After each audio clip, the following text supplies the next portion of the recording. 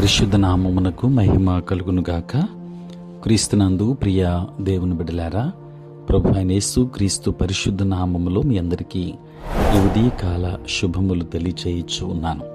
ఈ దినమంతయు మీకు మీ కుటుంబానికి దీవెనకరముగాను ఆశీర్వాదకరముగాను దేవుడు అనుగ్రహించాలని మీ కొరకై ప్రార్థిస్తూ ఉన్నాను. నేటి దినము కొరకు ఏర్పాటు చేయబడిన దేవుని వాక్యము కీర్తనల గ్రంథం 65వ సంకీర్తన 4వ వచనం. నీ పరిశుద్ధాలయము చేత, నీ మందిరములోని మేలు చేత మేము తృప్తి పొందెదము. ప్రియులారా, నేటి దినము కొరకు ఏర్పాటు చేయబడిన ధ్యానాంశము సంతృప్తికరమైన జీవితం. ప్రియులారా, సంతృప్తికరమైన జీవితము మహారమ్యమైన జీవితం. అదే సంతోషకరమైన జీవితం. అదే క్రైస్తవ జీవితం. ప్రియులారా, తృప్తి లేని మానవుడు అడ్డదారిలో ప్రయత్నిస్తూ సంతృప్తి చెందక దుఃఖముతో నిండిన వాడై జీవిస్తూ ఉన్నాడు. ఉద్యోగం చేసేవారికి ప్రభుత్వము జీతమిస్తుంది. సంతృప్తి చెందక లంచము పుచ్చుకుంటున్నారు. ఎంత లంచము తీసుకున్నను వారికి తృప్తి అనేది ఉండదు. లంచం ఇచ్చిన ధనికుడు ఇట్లా అంటున్నాడు, వీరికి ఎంత డబ్బులు ఇచ్చినను తృప్తి ఉండదు, చాలు అని చెప్పరు. కానీ హోటల్కు తీసుకుని వెళ్ళి కడుపు నిండా భోజనము పెట్టినప్పుడు భోజనము చాలు అని చెప్పుదురు అని చెప్పాడు. ప్రియులారా, అనేకుల కుటుంబ జీవితము దెబ్బతినడానికి కారణం సంతృప్తి లేకపోవటమే. మంచి భర్తను ప్రభు ఇచ్చిన భర్తతో సంతృప్తి చెందక ఇతర పురుషులను ఆశించు స్త్రీలు ఉన్నారు. భార్యతో సంతృప్తి చెందక వేశ్యల కొరకు వెదుకుచూ తిరుగుచున్న పురుషులు ఉన్నారు. ప్రియులారా, పాతాళమునకును అగాధ కోపమునకును తృప్తి కానేరదు, అలాగున నరులు దృష్టి తృప్తి కానేరదు అని సామెతల గ్రంథం 27వ అధ్యాయం 20వ వచనంలో చూస్తున్నాం. ప్రియులారా, ద్రవ్యమును అపేక్షించువాడు ద్రవ్యము చేత తృప్తి నొందడు, తన సమృద్ధిని అపేక్షించువాడు దాని చేత తృప్తి నొందడు, ఇదియు వ్యర్థమే అని ప్రసంగి 5వ అధ్యాయం 10వ వచనంలో చూస్తాం. దేవుని బిడ్డలారా, ఎవరు తృప్తి చెందుదురు? ఎవరు సంతృప్తికరమైన జీవితమును జీవించుదురను ప్రశ్నకు పరిశుద్ధ గ్రంథం ఈ విధంగా జవాబిస్తుంది. దీనులు భోజనము చేసి తృప్తి పొందెదరు అని కీర్తనలు 22వ అధ్యాయం కీర్తన 26 వచనములో మనం చూస్తున్నాం. యేసుక్రీస్తు తానే దీనత్వమును దయచేయుచున్నాడు.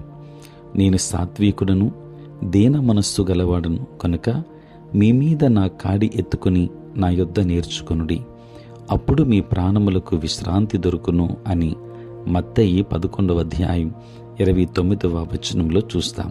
ప్రియులారా, యేసుక్రీస్తు సాత్వికమును మనము ధరించుకున్నప్పుడు మన జీవితం అంతయు సంతృప్తికరమే.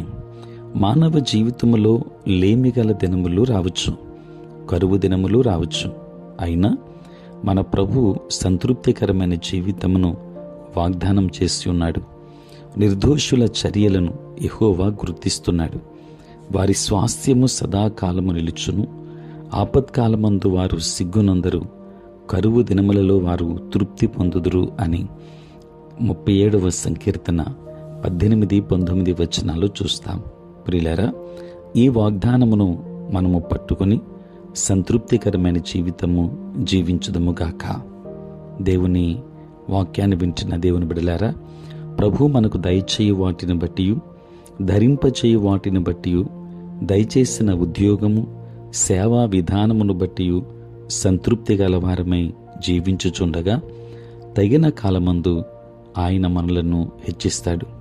అపోస్తలుడైన పౌలు అన్నింటిలో సంతృప్తి కలిగి ఉండ నేర్చుకొనేను, నేను ఏ స్థితిలో ఉన్నాను ఆ స్థితిలో సంతృప్తి కలిగి ఉండ నేర్చుకొని ఉన్నాను అని ఫిలిప్పి 4వ అధ్యాయం 11వ వచనంలో చూస్తాం.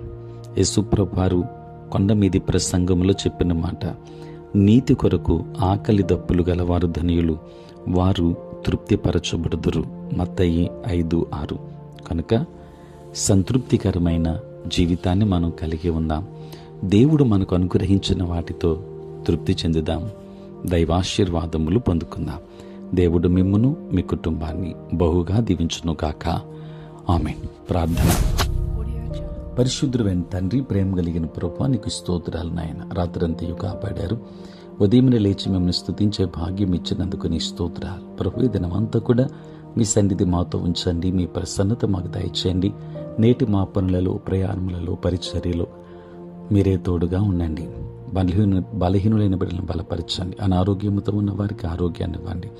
చదువుకున్న బిడ్డలకు మీరు తోడుగా ఉండి వారికి కావలసిన జ్ఞానమును అనుగ్రహించండి. దూరదేశాలలో, దూర ప్రాంతాలలో ఉంటున్న బిడ్డలందరినీ దీవించండి. ఉద్యోగస్తులను, వ్యాపారస్తులను, కష్టపడి పని చేసుకుంటున్న బిడ్డలందరినీ కూడా మీరు దీవించమని ప్రార్థిస్తూ ఉన్నాను. కృప కలిగిన దేవా, నేటి దినమున పుట్టినరోజు మరియు పెండ్లి రోజు జరుపుకొనుచున్న బిడ్డలను దీవించి నూతన ఆశీర్వాదములు వారికి దయచేయమని, నీ సేవా పరిచర్య చేయుచున్న ప్రతి సేవకుని మీరు దీవించండి తండ్రి. ప్రాతకాలపు ధ్యానములలో ఏకీభవిస్తున్న ప్రతి కుటుంబాన్ని, ప్రతి ఒక్క వ్యక్తిని మీరు దీవించి వారి వ్యక్తిగత జీవితంలో, కుటుంబ జీవితంలో ఏది అవసరత ఉన్నదో సమస్తము నీ చిత్తానుకూలముగా వారికి అనుగ్రహించి తృప్తికరమైన జీవితంలో వారు జీవించినట్లుగా కృప చూపించమని యేసు నామములో అడిగి వేడుకొనుచున్నాము తండ్రి.